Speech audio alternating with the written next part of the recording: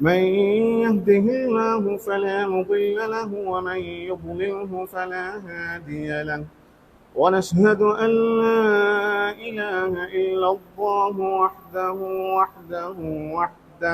لا شريك له ونشهد أن سيدنا محمدا عبده ورسوله أما بعد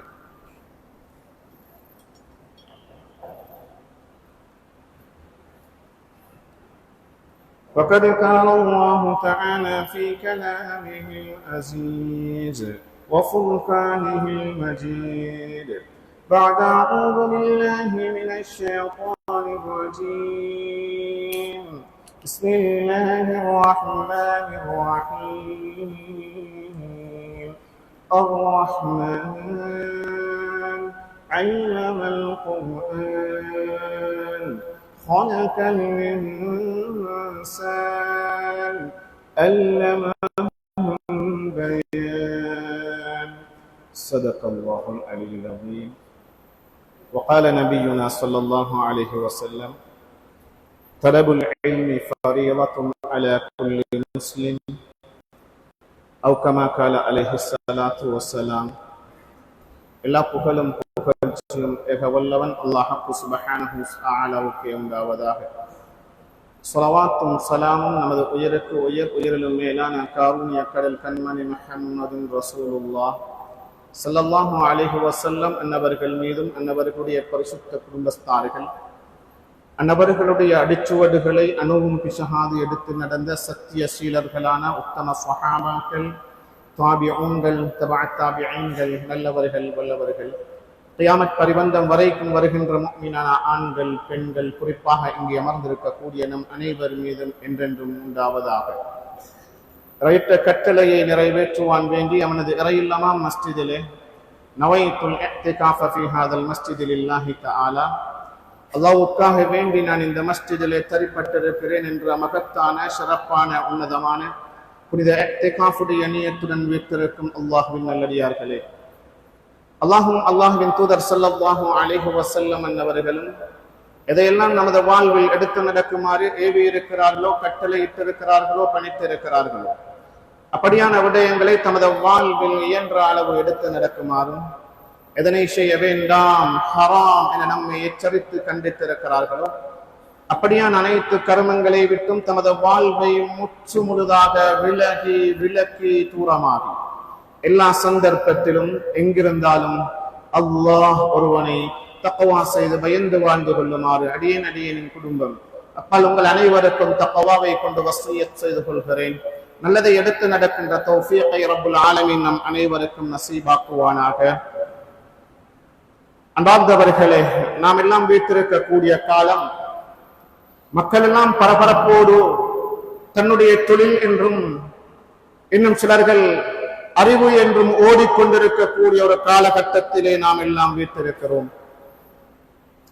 அன்பார்ந்தவர்களே, ஒரு மனிதன் உலகத்திலே வாழ்வதற்கு பொருளாதாரம் மிக முக்கியம், மிக அவசியமானது, மிக தேவையானது.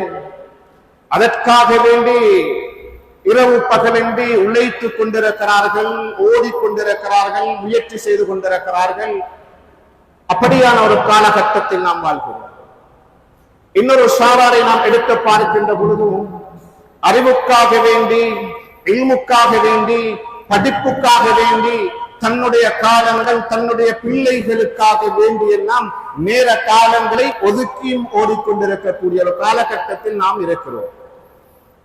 அன்பார்ந்தவர்களே, உலகளாவிய விஷயத்திலே பொருளாதாரத்திற்காக வேண்டி நாம் முயற்சி செய்து கொண்டிருக்கிறோம், ஒன்றும் தவறில்லை.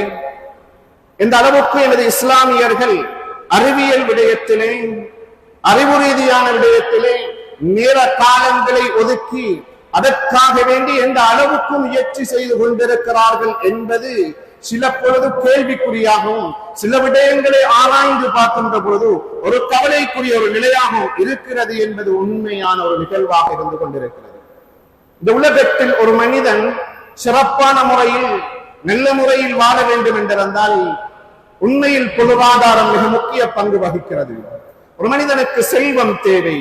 அந்த செல்வத்தின் மூலம் அவன் நிம்மதியாக இருக்கலாம், அவருடைய பிரச்சனைகளை தீர்க்கலாம், அவருடைய குடும்பத்துடைய பிரச்சனைகள், ஊரிலே ஏற்படுகின்ற பிரச்சனைகள், ஏன் சமூகத்திலே அவன் சார்ந்த சமூகத்திலே ஏற்படுகின்ற பிரச்சனைகளை தீர்ப்பதற்கு மிக முக்கியமான பங்கு செல்வம், நமது பொருளாதாரம் முக்கிய இடம் வகிக்கிறது என்பதில் இருவேறு கருத்துக்கு இடமில்லை. அன்பார்ந்தவர்களே, இன்னொரு பகுதியும் இருக்கிறது, மிக முக்கியமான பகுதி. ஒரு மனிதன் இந்த உலகத்திலே நல்ல முறையில் நிம்மதியாக சந்தோஷமான முறையில் தனது வாழ்வை கழிக்க வேண்டும் என்றிருந்தால் ஆரோக்கியம் மிக முக்கியமான பகுதி. ஒரு மனிதன் சுவாட்சியமானவனாக ஆரோக்கியமானவனாக இருக்கின்ற பொழுதுதான் அவனுடைய தேவைகள், அவன் சார்ந்தவைகள், அவன் சார்ந்த சமூகத்துடைய தேவைகள் அனைத்தையும் சீர் செய்து கொள்வதற்கும், அல்லாஹ்வுடைய விடயங்கள், மார்க்க விடயங்கள், தன்னுடைய இபாதத்துகள் அனைத்தும் சீராகுவதற்கும் சீராக செய்து கொள்வதற்கும் ஆரோக்கியம் என்பது மிக முக்கியமான ஒரு பகுதி. அவன் வெறுமனே மூளையில் முடங்கி கிடந்தான் என்று சொன்னிருந்தால் பெரும்பான்மையான வாழ்வின் பெரும் பகுதியான பகுதிகளை நிறைவேற்ற முடியாமல் எத்தனையோ அடைவுகளை அடைந்து கொள்ள முடியாத ஒரு துர்ப்பாக்கிய நிலை அவனது வாழ்விலே ஏற்படும் என்பதிலும் சந்தேகம் இல்லை. ஆக இந்த இரண்டு விடயங்களும் ஒரு மனிதனுடைய வாழ்விலே மிக முக்கியமான ஒரு இரண்டு பகுதிகள். இன்னும் ஒன்று இருக்கிறது அன்பார்ந்தவர்களே, இதுவும் முக்கியமான பகுதி. அதுதான் அறிவு. அறிவை தேடுவது, அது உலக விடயங்களாக இருக்கலாம், மார்க்க விவகாரங்களாக இருக்கலாம். அறிவு என்பது ஒரு மனிதனுடைய வாழ்விலே மிக முக்கியமான ஒரு பகுதி அன்பார்ந்தவர்களே. இந்த அளவுக்கு என்று சொன்னால் இந்த மனிதன் உலகத்திலே ஏனைய சமூகத்தை விட, ஏனைய ஜீவராசிகளை விட சிறப்பானவனாக, வேறு பிரித்து அறியக்கூடியவனாக திகழ்கிறான் என்றால் அது இந்த அறிவினால் தான். அறிவு என்று சொல்லக்கூடிய பொக்கிஷத்தினால் தான். இது மிக முக்கியமானது. இந்த மூன்றோடும் நாம் ஒப்பிடுகும் செய்கின்ற போது ஒன்றுக்கொன்று ஒவ்வொன்றும் அவசியமாக இருந்தாலும் அன்பார்ந்தவர்களே, இந்த மூன்றாவது விடயம் இருக்கிறது, இல்முடைய விடயம் இருக்கிறது, அறிவு சார்ந்த விடயம் இருக்கிறது. இது மனிதனுக்கு மிக அவசியமானது, மிக தேவையானது, ஈருலக வாழ்வின் ஈடேற்றத்திற்கும் மிக பிரதானமானது. இந்த அறிவு ஞானம் என்பதை நாம் தெளிவாக புரிந்து கொள்ள கடமைப்பட்டிருக்கிறோம். நாம் எப்படிப்பட்ட சமூகம் தெரியுமா அன்பார்ந்தவர்களே? எப்படிப்பட்ட சமூகம் தான் நாம்? உடைய உம்மத், நஹ்னு உம்மத்து இக்ரா. இக்ரா என்ற சமூகத்துக்கு சொந்தக்காரர்கள் நானும் நீங்களும். இஸ்லாத்தின் அடிப்படை நாதமான அல் குர்ஆனின் முதல் 5 வசனமும் எதனை பற்றி பேசியது தெரியுமா? அறிவை பற்றி தான் பேசியது. அறிவின் முக்கியத்துவத்தை பற்றி தான் பேசியது. அறிவு சார்ந்த விடயங்களை பற்றி தான் பேசியது. அந்த அறிவு எதை சார்ந்து இருக்க வேண்டும் என்பதை பேசியது. அப்படியான ஒரு சமூகத்தில், அப்படியான ஒரு வழிகாட்டலில் உருவாக்கப்பட்டவர்கள் நானும் நீங்களும். குர்ஆனுடைய முதலாவது வசனமே இக்ரா பிஸ்மி ரப்பிக்கல்லதீ ஹலக். படைத்த ரப்புடைய பெயரை கொண்டு படிப்பீர்களாக, படைத்த ரப்புடைய பெயரை கொண்டு ஓதுவீர்களாக, படைத்த ரப்புடைய பெயரை கொண்டு வாசிப்பீர்களாக என்ற அல் குர்ஆனுடைய வசனத்துக்கு சொந்தக்காரர்கள் நானும் நீங்களும் அன்பார்ந்தவர்களே. அந்த குர்ஆனுடைய வசனம் எதை சொல்வது தெரியுமா? படிக்க வேண்டும். படிப்பு என்பது முக்கியம், அறிவு என்பது முக்கியம். ஆனால் அது அல்லாஹ்வுடைய ஞாபகத்தோடு இருக்க வேண்டும். பிஸ்மி ரப்பிக்கல்லதீ ஹலக், அல்லாஹ்வுடைய ஞாபகத்தோடு இருக்க வேண்டும். அல்லாஹ்வின் பால் அழைத்து செல்லுகின்றதாக இருக்க வேண்டும். அல்லாஹ்வை மறந்து வாழுகின்ற, அல்லாஹ்வை மறக்கணிக்க செய்கின்ற இல்மாக இருக்கக்கூடாது. அல்லாஹ்வை ஞாபகப்படுத்துகின்றதாக இருக்க வேண்டும் என்பதை குர்ஆன் சொல்லுகிறது அன்பார்ந்தவர்களே. ஆரம்பமான வசனங்கள் இக்ரா வ ரப்புக்கல் அக்ரம், ஓதுங்கள், படியுங்கள், வாசியுங்கள்.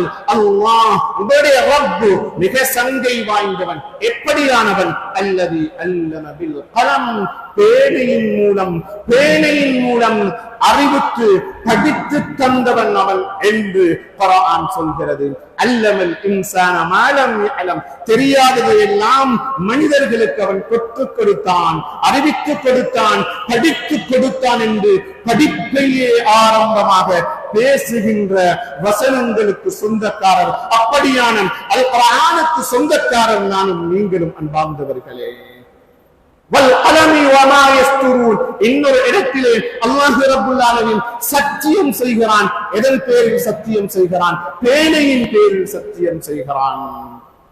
அவன் எழுதுகின்ற வரிகளின் பேரில், தாட்களின் பேரில் அல்லாஹ் ரப்பல் ஆலமீன் சத்தியம் செய்கிறான் என்றால், அறிவு என்பது இந்த சமூகத்துக்கு மிக தேவையானது, மிக முக்கியமானது, மிக அத்தியாவசியம் ஆனது என்பதை அல் குர்ஆனிலே அல்லாஹ் ரப்பல் ஆலமீன் சொல்லி இருக்கிறான். பெருமானார் முஹம்மது ரசூலுல்லாஹ் ஸல்லல்லாஹு அலைஹி வஸல்லம் அவர்களும் அப்படித்தான் சொன்னார்கள். தலபுல் இல்மி ஃபரீதத்துன் அலா குல்லி முஸ்லிமின்.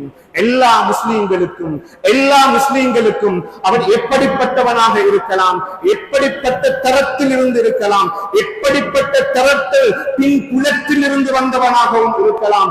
ஆனால் ஒவ்வொருவருக்கும் இந்த தலபுல் இல்மை தேடுவது கட்டாய கடமை என்றார்கள் பெருமானார் முஹம்மது ரசூலுல்லாஹி ஸல்லல்லாஹு அலைஹி வஸல்லம் அன்னவர்கள். என்றால் அன்பார்ந்தவர்களே, எம்முடைய வழித்தோன்றல்களை எடுத்து பாருங்கள். குர்ஆன் இதைத்தான் போதிக்கிறது, ஹதீஸும் இதைத்தான் போதிக்கிறது.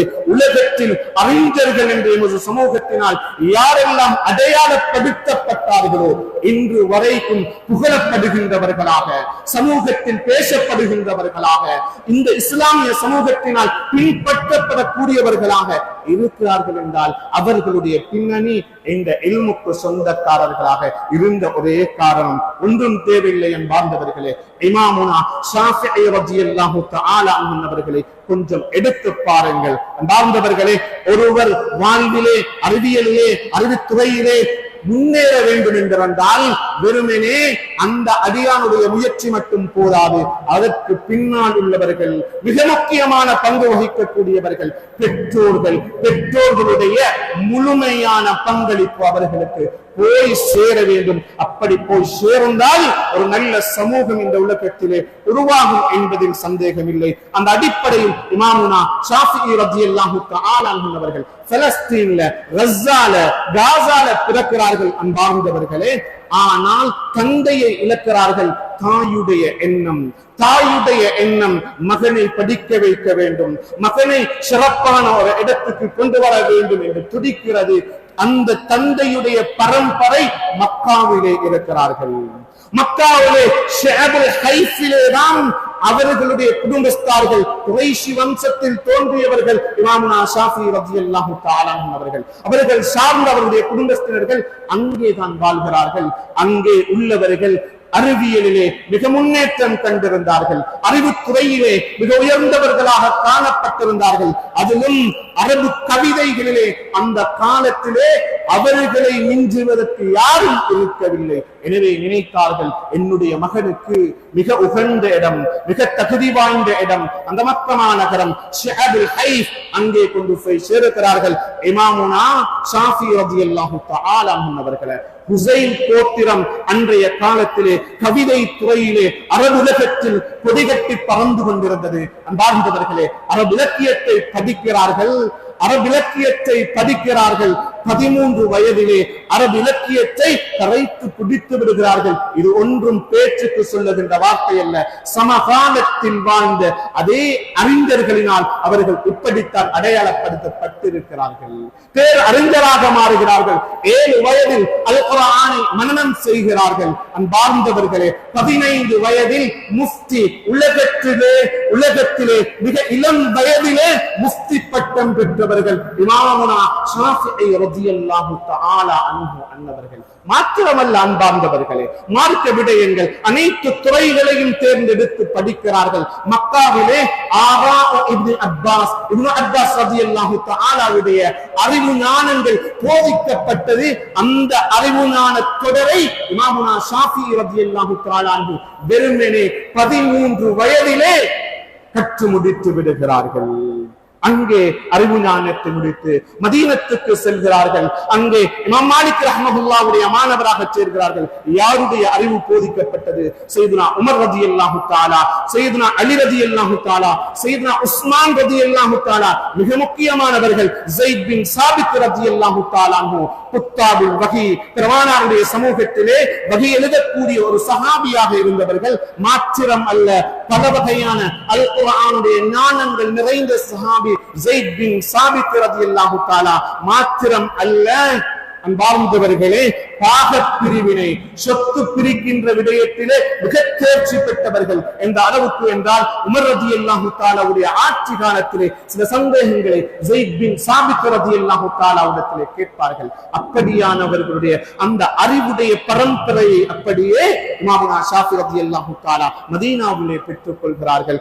இராக்குக்கு போகிறார்கள். அன்பார்ந்தவர்களே, அங்கும் அலி ரலியல்லாஹு தஆலா அன்ஹு, இப்னு மஸ்ஊத், அப்துல்லாஹ் இப்னு மஸ்ஊத் சையீதுல் ஃபுகஹா என்று வர்ணிக்கப்படக்கூடியவர்கள், ஃபுகஹாக்களின் தலைவர் என்று வர்ணிக்கக்கூடிய அப்துல்லாஹ் இப்னு மஸ்ஊத் ரலியல்லாஹு தஆலாவுடைய அறிவு ஞான தொடர்கள் போதிக்கப்பட்ட இடம்.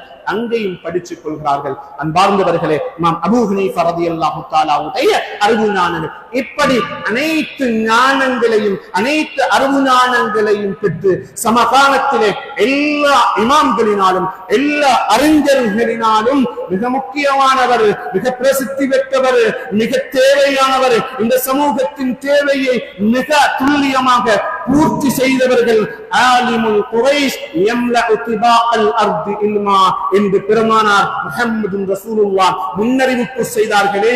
குரைஷ் வம்சத்தில் ஒரு ஆலிம் தோன்றுவார். அவர் தன்னுடைய அறிவு ஞானத்தை இல்மினால் நிரப்புவார். அதற்கு சொந்தக்காரர் இந்த இமாமுனா ஷாஃபிஈ தான் என்று அடையாளப்படுத்தப்படுகின்ற அளவுக்கு இல்மு ஞானத்திலே மிக உயர்ந்த இடத்தை தொட்டார்கள். எதனால அன்பார்ந்தவர்களே, தாயுடைய பிரார்த்தனை, தாயுடைய முயற்சி, தாய் செய்த அந்த பிரயத்தனம், பிள்ளையை எங்கு படிக்க வைக்க வேண்டுமோ அதற்காக வேண்டி அவர்கள் தேர்ந்தெடுத்த இடங்கள் மிக பொருத்தமானதாக இமாம் ஷாஃபி ரலியல்லாஹு தஆலா அன்ஹு இந்த உலகம் போற்றும் ஒரு மேதையாக உருவாக்குவதற்கு காரணமாக இருந்தது என்ற உண்மையை நாம் படித்திருக்கிறோம். இப்படி பாருங்கள், இமாம் புகாரி ரஹ்மத்துல்லாஹாக இருக்கலாம், உலகம் போற்றுகின்ற இமாம் புகாரி ரலியல்லாஹு தஆலா அன்ஹு அவர்களாக இருக்கலாம், இமாமுனா கஸாலி ரலியல்லாஹு தஆலா அன்ஹு அவர்களாக இருக்கலாம். இவர்களுக்கு பின்னால் இருந்தவர்கள் பெற்றோர்கள். அன்பார்ந்தவர்களே, பெற்றோர்களுடைய பிரார்த்தனை, பெற்றோர்களுடைய துஆக்கள் இவர்களை சீரிய இடத்திற்கு, சிறப்பான இடத்திற்கு எதை நோக்கமாக வைத்து தன்னுடைய வாழ்வில் ஆரம்பித்தார்களோ அந்த இலக்குகளை அடைவதற்கான சிறந்த வழிகாட்டல்கள் தன்னுடைய வீட்டுக்குள் இருந்து கிடைத்தது, வீட்டு சூழலில் கிடைத்தது. இதனாலதான் இந்த உலகத்திலே இப்படியான மேதைகளை நாம் கண்டுகொண்டோம். அன்பார்ந்தவர்களே, என்றால் அறிவு என்பது மிக முக்கியம். அறிவு ஞானம் இல்மு ரீதியாக எனது குழந்தைகளை உருவாக்குவது மிக தேவையானது. சமூகத்துக்கு என்ன தேவைப்பாடுகள் இருக்கிறதோ அந்த தேவைக்கேற்ற அறிவுகள் எனது குழந்தைகளுக்கு கொடுக்கப்பட வேண்டும். நாம் இருக்கின்ற இந்த காலம் OL எக்ஸாம், அதாவது சாதாரண தர பரீட்சை எழுதிவிட்டு எமது பிள்ளைகளுடைய பெறுபேறுகள் வந்த காலத்திலே நாம் அமர்ந்திருக்கிறோம். அன்பார்ந்தவர்களே, எனது பிள்ளைகள் உலகத்தை பார்த்து எதையோ நினைப்பார்கள், உலக விடயங்களிலே மயங்கி என்னென்னவோ நினைப்பார்கள். என்னுடைய வாழ்வில் இப்படி சம்பாதித்துக் கொள்ளலாம், இப்படி அடைந்து கொள்ளலாம், இப்படியெல்லாம் என்னுடைய வாழ்விலே அடைவுகளை என்னால் அடைந்து கொள்ளலாம் என்று சில பொழுது சிலர்கள் இந்த கல்வியை ஒதுக்கி தள்ளக்கூடியவர்களாக ஆகிவிடலாம். அன்பார்ந்தவர்களே, ஆரம்பத்திலே கூறினேன், மிக முக்கியமானது அது பொருளாதாரமாக இருக்கலாம், ஆரோக்கியமாக இருக்கலாம். இந்த அனைத்திலும் மிக முக்கியமானது அறிவு என்ற பொக்கிஷத்தை நாம் இழப்போம் என்றிருந்தால், ஏதோ ஒரு உலகளாய விடயங்களுக்காக வேண்டி, உலகத்திலே காணுகின்ற சிற்றின்பங்களுக்காக வேண்டி இந்த அறிவை நாம் இழப்போம் என்றால், அன்பார்ந்தவர்களே, எதிர்காலத்தில் அடையாளம் தெரியாத ஒரு சமூகமாக கூட நாம் மாறலாம் என்பதில், நாம் மாறிவிடலாம் என்பதில் சந்தேகமில்லை. அல்லாஹ் பாதுகாக்க வேண்டும். நாம் இந்த இல்முடைய விஷயத்திலே, அறிவுடைய விஷயத்திலே மிக முக்கியமாக பெற்றோர்கள் கவனம் செலுத்த வேண்டும். எனது பிள்ளைகளுக்கு எந்த துறை தேவைப்படுகிறதோ அந்த துறையை தேர்ந்தெடுத்து அதன் பால் வழிகாட்டல் செய்யக்கூடியவர்களாக இருக்க வேண்டும். பெருமானார் முஹம்மது ரசூலுல்லாஹ் ஸல்லல்லாஹு அலைஹி வஸல்லம் அவர்கள், அன்பார்ந்தவர்களே, இஸ்லாமிய வரலாற்றில் முதல் யுத்தம் பத்ர் யுத்தத்துடைய நிகழ்வு முடிகிறது. 70 பேர் சிறை கைதிகளாக பிடிக்கப்படுகிறார்கள். இந்த 70 பேர்களிலும் சிலரை அவர்களுக்கான பணத்தை செலுத்தியதுடன் அவர்களை விடுதலை செய்து விடுகிறார்கள். ஆனால் அப்படியாக பணம் செலுத்தி விடுதலை பெற்றுக் கொள்ள முடியாதவர்களுக்கு பெருமானார் முஹம்மது ரசூலுல்லாஹ் ஸல்லல்லாஹு அலைஹி வஸல்லம் எடுத்த தீர்மானம் என்ன தெரியுமா? ஒவ்வொருவரும் எமது சஹாபிகளில் 10 பேர்களுக்கு அவர்கள் தெரிந்த அறிவை படித்துக் கொடுக்க வேண்டும். அவர்கள் குறைஷியர்கள், அவர்கள் காஃபிர்கள், அந்நிய சமூகத்தை சேர்ந்தவர்கள். குர்ஆனை படித்துக் கொடுக்கவில்லை, ஹதீஸை படித்துக் கொடுக்கவில்லை. தெரிந்த அறிவுகளை ஒவ்வொருவரும் 10 பேருக்கு படித்துக் கொடுக்க வேண்டும் என்ற தீர்மானத்தை பெருமானார் முஹம்மது ரசூலுல்லாஹ் ஸல்லல்லாஹு அலைஹி வஸல்லம் எடுத்து இன்று வரைக்கும் உள்ள சமூகத்துக்கு அறிவின் முன்மாதிரியாக எப்படி அறிவு தேடலிலே நாம் எப்படி செயல்பட வேண்டும் என்பதை முன்மாதிரியாக பெருமானார் முஹம்மது ரசூலுல்லாஹ் ஸல்லல்லாஹு அலைஹி வஸல்லம் அவர்கள் அந்த சந்தர்ப்பத்திலே நமக்கு படித்து தந்திருக்கிறார்கள். அன்பார்ந்தவர்களே, இந்த நிகழ்வுகள் எமது உள்ளங்களிலே ஆழமாக பதியப்பட வேண்டிய விடயங்கள். அன்பார்ந்தவர்களே, அறிவை பற்றி பேசுகிறோம். இன்று எமது சமூகம் அறிவிலே எந்த அளவுக்கு பின்தங்கி சென்று கொண்டிருக்கிறார்கள் என்பதை நாம் அவதானிக்க கடமைப்பட்டிருக்கிறோம். ஆனால் எம்முடைய முன்னைய சமூகத்தை எடுத்து பாருங்கள். உலகிலே முதலாவதாக யூனிவர்சிட்டி மக்ரிபில மொரோக்கோவில் உருவாக்கப்பட்டது.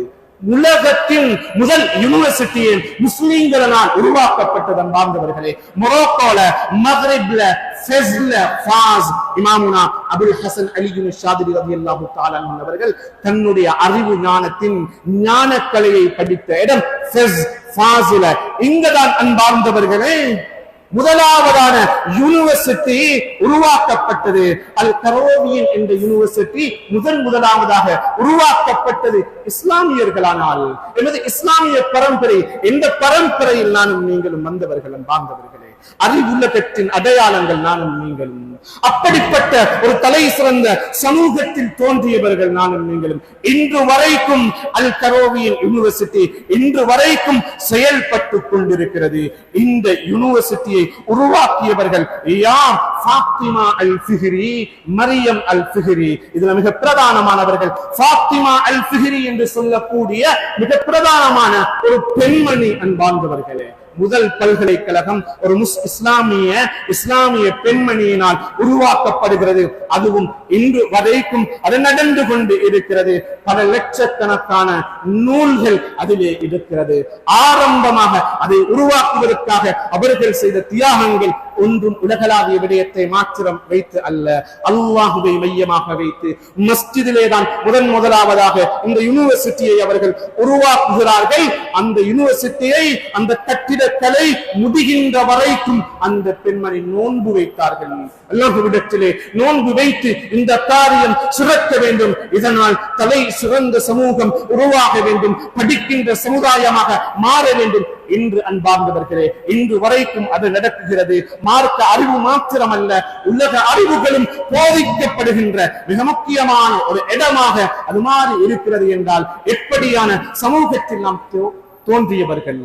அன்பார்ந்தவர்களே, எமது சமூகத்திலே எமது பிள்ளைகள் படிக்க ஆரம்பிக்கின்ற பொழுது வெறுமனே கை நிறைய சம்பாதிக்க வேண்டும், அப்படியான தொழில்களை தான் தேர்ந்தெடுக்க வேண்டும் என்று மாத்திரம் சுயநலத்தை எதிர்பார்க்காதீர்கள். அன்பார்ந்தவர்களே, ஹலாலான தொழிலாக இருக்க வேண்டும், ஹலாலான வருமானம் ஈட்டுகின்ற தொழில்களாக இருக்க வேண்டும். அத்தோடு சமூகம் சார்ந்த எமது சமூகம் எதிரெல்லாம் பின்தங்கி சென்று கொண்டிருக்கிறார்களோ, எமது சமூகம் எதிலே கஷ்டப்பட்டு கொண்டிருக்கிறார்களோ, என்னென்ன துறையில் வீழ்ச்சி கண்டிருக்கிறார்களோ, என்னென்ன துறையில் இஸ்லாமிய சமூகத்துக்கு குறைபாடு இருக்கிறதோ அந்தந்த துறைகளை நாம் தேர்ந்தெடுப்போம் என்றிருந்தால் அது எமது சமூகத்துக்கும் எமது பிச்சளங்களுக்கும் பின்னால் வருகின்ற எமது ஜெனரேஷனுக்கும் அது ஆரோக்கியமாக இருக்கும் என்பதில் சந்தேகம் இல்லை. அன்பார்ந்தவர்களே, அது வைத்திய துறையாக இருக்கலாம், அல்லது நீதித்துறையாக இருக்கலாம், அல்லது வேதியியல் துறை, அது கெமிஸ்ட்ரியாக இருக்கலாம், அல்லது இன்ஜினியருடைய செக்ஷனாக இருக்கலாம், அல்லது பொறியியலாக இருக்கலாம்.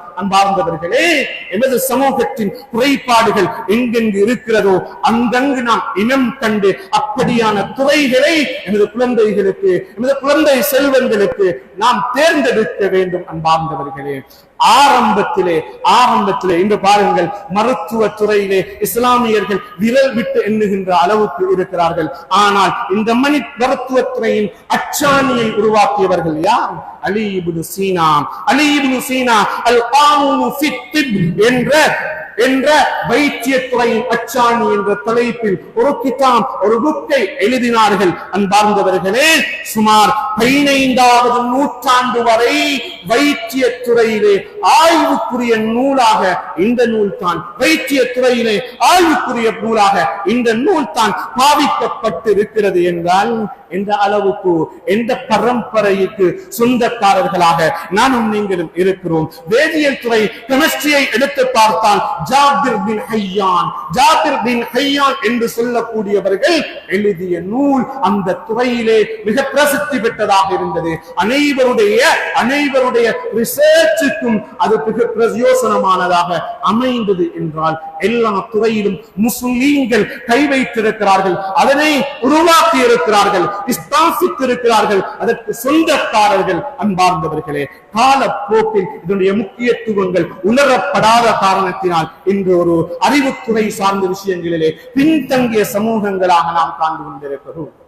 அன்பார்ந்தவர்களே, சுமார் 6வது நூற்றாண்டில் இருந்து 10வது நூற்றாண்டு வரைக்கும் நீங்கள் ஐரோப்பியர்களுடைய வரலாறுகளை கொஞ்சம் படித்து பாருங்கள். அவர்கள் கல்வியுடைய விடயத்திலே பின்தங்கியவர்களாகத்தான் இருந்தார்கள். அந்த காலத்திலே அறிவியல் கல்வியுடைய துறையிலே முஸ்லிம்கள் தான் கொடிகட்டி பறக்கக்கூடியவர்களாக இருந்திருக்கிறார்கள். ஈராக்கில ஹிஜ்ரி 170 இருந்து 173 வரைக்கும் மன்னர் ஹாரூன் ரஷீதுடைய காலம் மிக மிக பிரதானமானது. இமாமுனா ஷாஃபி ரலியல்லாஹு தஆலா வாழ்ந்த காலம் 150 இருந்து 204. 170 ஆட்சி காலம் மன்னர் ஹாரூன் ரஷீத் அப்பாசியர்களுடைய ஆட்சியாளர்களில் மிக பிரதானமானவர். அன்பார்ந்தவர்களே, இவருடைய அந்த ஆட்சி காலம் இஸ்லாமிய வரலாற்றிலே மிக முக்கியமானது. பொருளாதாரத்திலும் அந்த பக்தாத், அந்த ஈரான் கொடிகட்டி பறந்தது. மக்ரிப்ல மொரோக்கோல உள்ளவர்கள், மேற்கத்தியர்கள், கீழைத்தேயவாதிகள் என்று எல்லா வியாபாரிகளும் வருகின்ற ஒரு இடமாக வியாபாரத்தில், பொருளாதாரத்தில் இஸ்லாமியர்கள் கொடிகட்டி பறந்த காலம் மன்னர் ஹாரூன் ரஷீதுடைய அந்த காலம். அது போன்றுதான் அன்பார்ந்தவர்களே, அறிவு ரீதியாக எடுத்து பார்த்தால் பைத்துல் ஹிக்மா என்று சொல்லக்கூடிய மிக முக்கியமான லைப்ரரியும் அந்த காலத்திலே உருவாக்கப்பட்டது. அங்கும் கூட பல லட்சக்கணக்கான நூல்கள் அந்த லைப்ரரியிலே, அந்த மக்தபாவிலே, அந்த நூலகத்திலே அமையப்பட்டிருந்தது என்றால் அன்பார்ந்தவர்களே, நான் இதையெல்லாம் ஏன் சொல்லிக் கொண்டு வருகிறேன் என்றால் அறிவியல் துறையிலே எந்த அளவுக்கு எனது இஸ்லாமியர்கள் எல்லாம் மிக முன்னோக்கி இருந்தார்கள், மிக கவனம் செலுத்தி இருக்கிறார்கள், எப்படியான அடித்தளங்களை இந்த சமூகத்துக்கு உருவாக்கி தந்திருக்கிறார்கள் என்பதை சிந்திக்க வேண்டும் என்பதற்காக வேண்டி. அதே சமகாலத்தில் முஸ்லிம் ஸ்பெயினை எடுத்து பார்த்தால் அன்பார்ந்தவர்களே, அந்த இடத்திலேயும் கோட்டோவோ என்று சொல்லக்கூடிய அந்த இடத்தில், அது ஒரு ஊருடைய பெயர், அந்த இடத்திலே உள்ள யூனிவர்சிட்டி உருவாக்கப்பட்டிருந்தது. யாருடைய?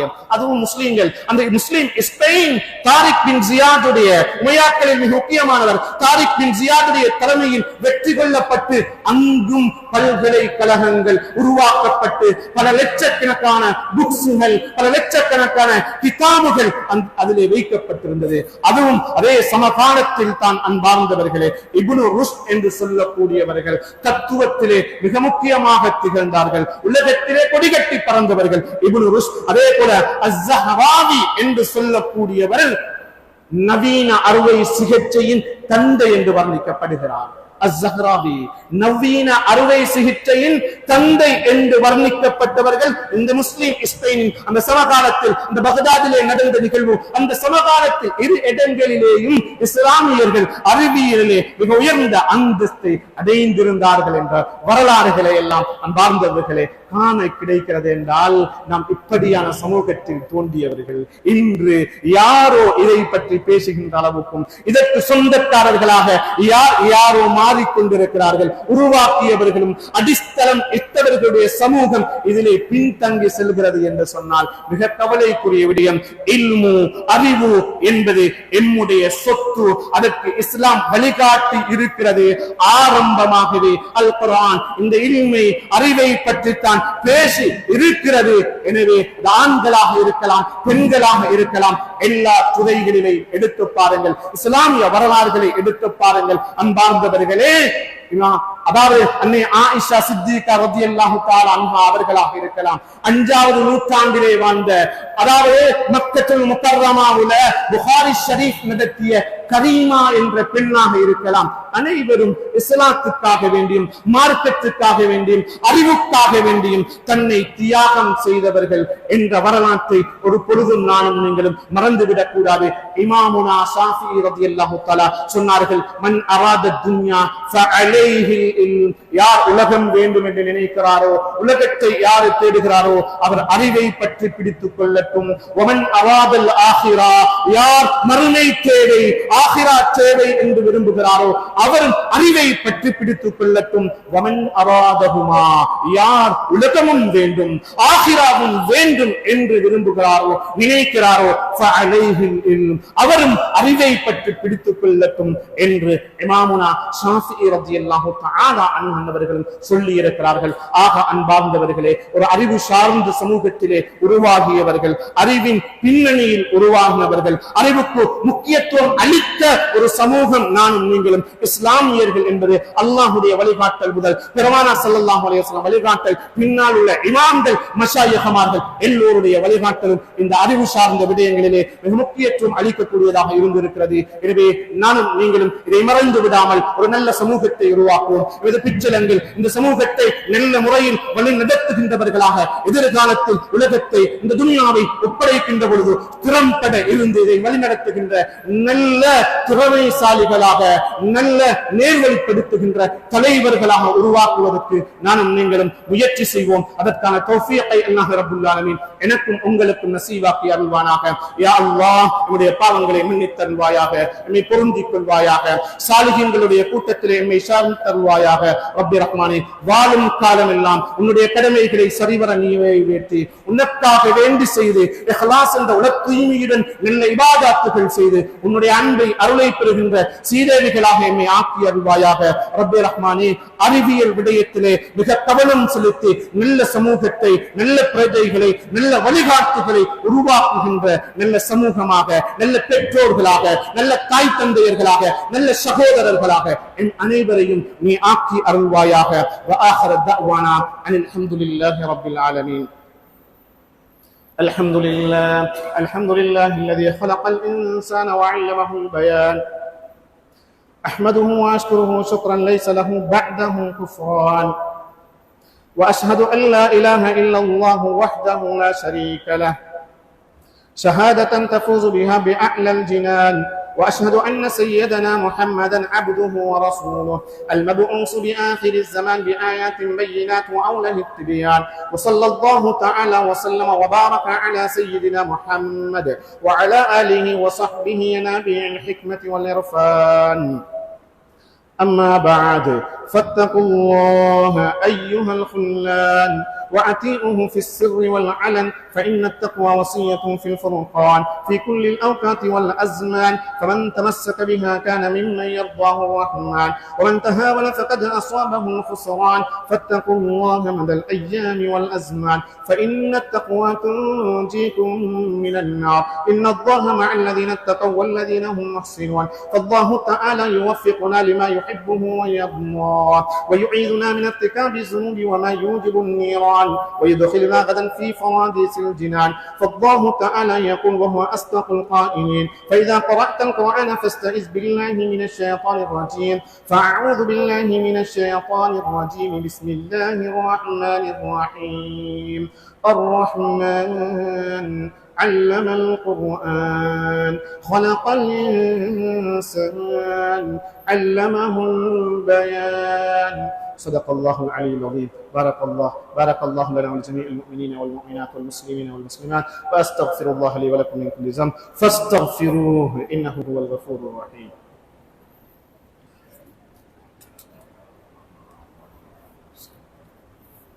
بسم الله.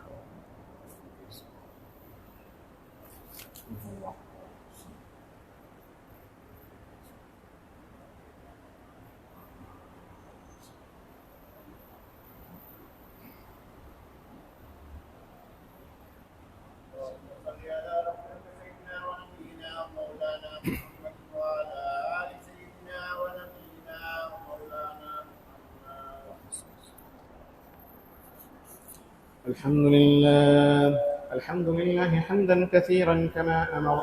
أشهد أن لا إله إلا الله أكبر، وأشهد أن سيدنا محمدا عبده ورسوله الأطهر، صلى الله وسلم وبارك على سيدنا محمد ومن عليه ظهر. أما بعد، فيا أيها الناس، أوصيكم وإياي أولا بتقوى الله، فإن التقوى أصل كل عبادة. واعلموا عباد الله أن الله مع المتقين. ألا إن الله تعالى أمركم بأمر عميم، فقد قال الله تعالى في كلامه العزيز وفرقانه المجيد بعد أعوذ بالله من الشيطان الرجيم. بسم الله الرحمن الرحيم. إن الله وملائكته يصلون على النبي، يا أيها الذين آمنوا صلوا عليه وسلموا تسليما.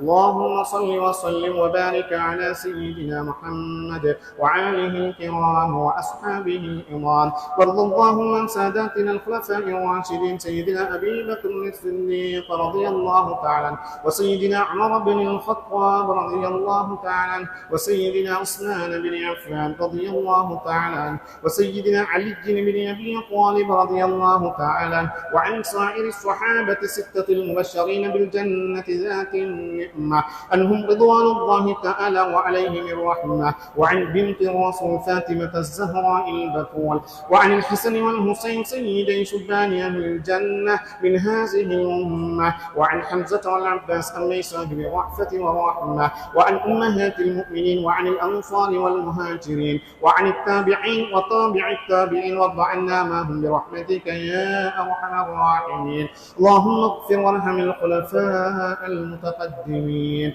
والأئمة السلف والخلفاء الصالحين. اللهم أصلح أئمتنا وولاتنا وعلماءنا وجميع المؤمنين. اللهم اغفر للمؤمنين والمؤمنات والمسلمين والمسلمات الأحياء منهم والأموات، إنك قريب مجيب الدعوات. اللهم أجرنا من النار، اللهم أجرنا من النار، اللهم أجرنا من النار. اللهم لا تشر خلقنا في النار، فإنها بئس الدار وبئس المثوى وبئس القرار.